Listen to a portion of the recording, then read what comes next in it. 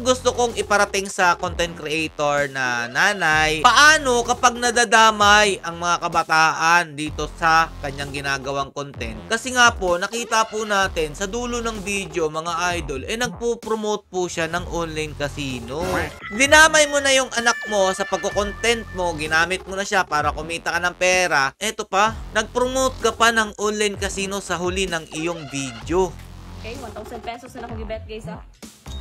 Tawag ako times 2,000 pesos. Ito na. Napaka-easy lang tingnan mga idol, no? Akala po natin talaga ganyan po kasimple sa actual. Pero mga lodi, natalo siya dito mga lods. At may tinuro siyang technique sa inyo para daw po mabawi yung natalo. Yan. Guys, kaya napildi mo guys sa ingon ali lang ang technique guys. Kung totoo po talagang wala kayong kinalaman dito, administrasyong ito, dapat ina-actionan nyo na ito.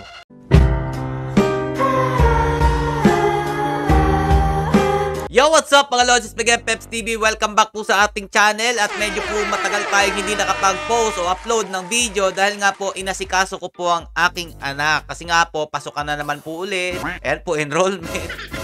Siyempre, kailangan po nating unahin ang kapakanan ng ating anak bago po ang lahat, bago po itong pagbablog. Pero speaking of pagbablog, mga idol, may nakita lang po kasi akong video na magulang ginagamit po ang kanyang anak para po kumita.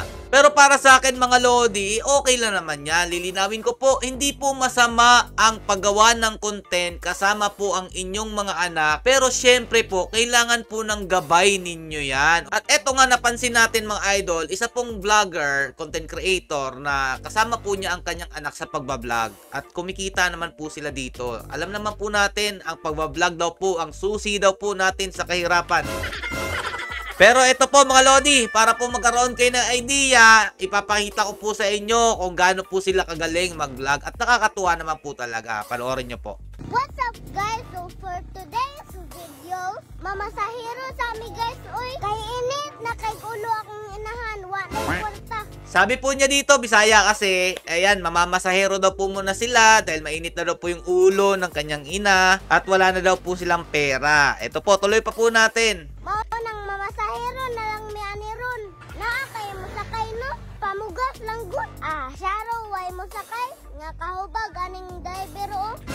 Ayan mga lodi, sabi po niya dyan, pambigas lang daw po nila at imposible naman daw pong wala pong sumakay sa kanila. Napaka-sexy naman daw po ng kanyang driver na nanay niya po. Yan po mga lodi, no? Magaling po yung bata. Parang sanay na po siya sa ginagawa nito. Siyempre mga lodi, hindi naman magkaaganyan yan kung hindi po tinuruan ng magulang. O ito pa po. Tara na guys, mangita na tagpasahero. Ayan, naganap sila dito ng pasahero mga idol. Aalis na po sila. So ito po. Ano po yung mga pasahero nila mga lodi? Tingnan nyo po ha. Sakay mo dong. Ay, ayan. Salamat na dun may pasahero. Daghan kayo. Nagpapasalamat po siya kasi may pasahero na daw sila. Pero puro man yung mga estudyante. Yan. Nalugi tani sa pamasahe ma. Kinabay discount basta mga estudyante. Ito po mga lodi ang kinaalarma natin kasi sabi po nung bata sa video mga estudyante daw po yung pasahero nila. Kaya lang daw po malulugi sila dahil may discount po ang mga estudyante. Ito lang po yung kinakatakot ko mga idol dahil nga po syempre kilala na po sila sa pagbablog at imposible naman po na hindi po malaman ng mga sumakay na estudyante ang kanilang channel. Medyo may sablay po ang nanay nito o yung magulang po ng bata. Kasi okay naman po talaga mag-vlog kasama po ang bata. Kasama kayo magpamilya, banding nyo na rin po ito. Syempre, gusto rin ng bata, nakakatuwa nga naman po, naturuan nyo sila ng ganyan. At natuturuan nyo sila sumabay sa agos ng panahon ang pagbablog, ang magiging susi po sa kahirapan. Diyan po pwede kumita. Ang kinakatakot lang natin dito, kasi may bata po na bida dito sa kanyang content. At syempre, yung mga magiging manonood nito, karamihan po yan, sigurado po, mga bata din. At ito po yung magiging sample natin dyan, no? Nasama po sila sa vlog kaya tinabunan ko po. Yan. Mga estudyante. At dito nga mga lodi, pinakita rin po nila kung magkano po ang kanilang sinahod sa isang buwan. Yan po mga lodi, no? Kunin na dyan ko sa kong sweldo guys. Paggaling gawas. Yan. Kagunit to na dyan ka. Mahahawakan na daw po niya yung sweldo niya. Dara, kwaon be. Yan, kinuha niya. Gikuha man po dayon sa kong inahan. Kinuha daw po agad ng kanyang nanay. Yan po, no? Ibig sabihin po, kumikita po sila sa kanilang pagbablog. Dako ang isis akong inahan, oy. Gibiyaan dako. Ang laki daw po ng smile ng kanyang nanay at iniwan daw po siya after daw po makuha nung sahod. Ito yung gusto kong iparating sa content creator na nanay at kasama po yung kanyang anak. Paano kapag nadadamay ang mga kabataan dito sa kanyang ginagawang content? Kasi nga po, nakita po natin sa dulo ng video, mga idol, nagpo-promote po siya ng online casino. Which is, napakasama po niyan para sa mga manonood ng mga bata. Gaya nga po na sinabi ko sa inyo, dahil po ang bida dito sa kanyang content na ginagawa, yung kanyang anak, at siya po ang nagvo-voice over dito, karamihan po niyan panigurado. Mga bata po ang mga manonood ninyo. Tapos sa huli ng video mo, magpo-promote ka ng online casino? Dinamay mo na yung anak mo sa pagko-content mo, ginamit mo na siya para kumita ka ng pera. Eto pa, nag-promote ka pa ng online casino sa huli ng iyong video. Panoorin nyo po mga lodi ha. Kayo na po ang tatanungin ko kung tama po ba na ganito po yung ginawa niyang content sa video na ginagawa po nila. Panoorin nyo po ito. 200 pesos ang akong gibet dari guys ha. Sa PH Pasay, magdula taning mines nila. Parang naalala ko yung 2023 na tinalakay ko yung mines na to ha. Sabi nila kasi mga lodi, napaka-easy lang manalo dito, pero nung rinay natin laruin yung mines na yan, kahit magkano lang po yung inyong puhunan dyan, imposible pong manalo talaga kayo dyan. Pili lang tali coins guys. Dapat dili ta makapili og kanang bombs. Matik cash out. Nanalo siya mga idol.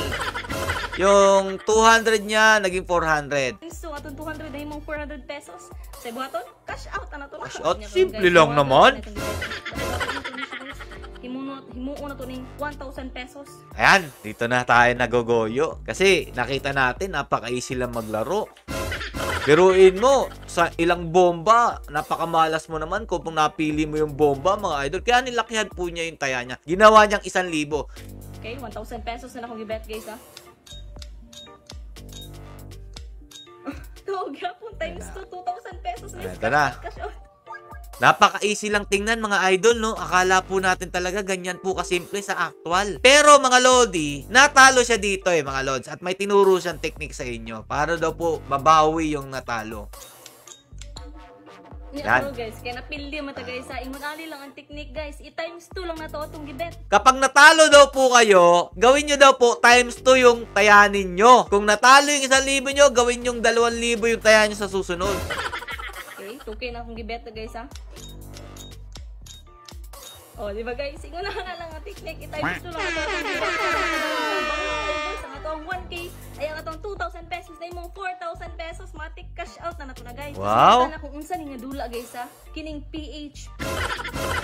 Naalala nyo ba yung ginawa kong video? Matagal na po dito, 2023. Yung ganyang klaseng technique, mga idol, hindi po talaga epektibo yan. Dahil nga po, dinemo ko po sa inyo yan. Gumawa po tayo ng account at tumaya po tayo. Nag-cash in po ako ng 200. Tapos po, trinay ko po yung ganyan sistema niya na ita-times to yung natalo. Umabot na lang po ng 10 try kasi 10 piso pala yung pinaka-lowest doon. Nakailang 10 piso lang tayo at naubos na yung 200 pesos na kinash in natin.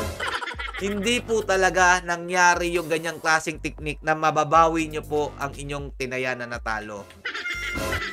Para lang po sa mga vlogger na nagpo-promote ng online casino, yan effective. Dahil nga po, kung yung iba dyan nananalo dahil po sa demo account, wala po talagang kapanapanalo kapag yung link na pinopromote po nila ang inyong sinubukan.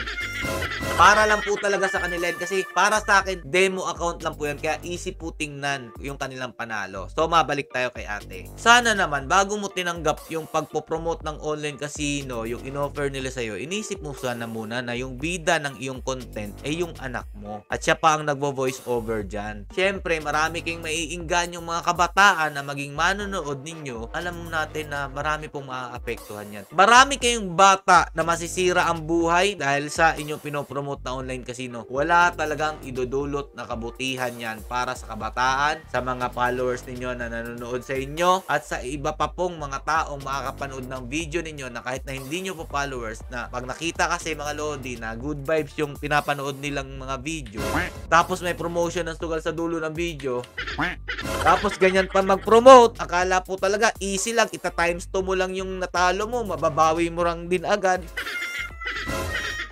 Eh, alam naman natin kasi nungalingan yan. Advice ko lang sa'yo, kung gusto mo talaga maging content creator na wala kang tinatapakang ibang tao, wag mo naman sanang lagyan ng sugal sa dulo ng video mo dahil marami kang masisirang buhay. Yun lang naman po. Sana naman po aksyon na po ito ng ating pamahalaan. Nakakalungkot isipin na yung ating bansang sinilangan mapuno na po ng puro pasugalan dahil po sa online casino. At kung inaakala nyo po talagang pogo ang may dahilan ng gantong klaseng pagpopromote ng online sugal sa ating bansa, mag-research po kayo. 2023 po yan nagsilabasan yung ganyang klaseng pagpopromote ng mga content creators, influencers, streamer ng online casino.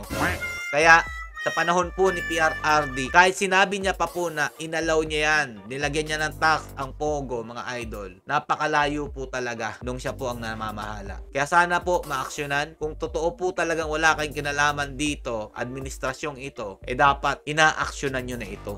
Hanggang dito na lang po. Stay safe and God bless you all. Peace bomb.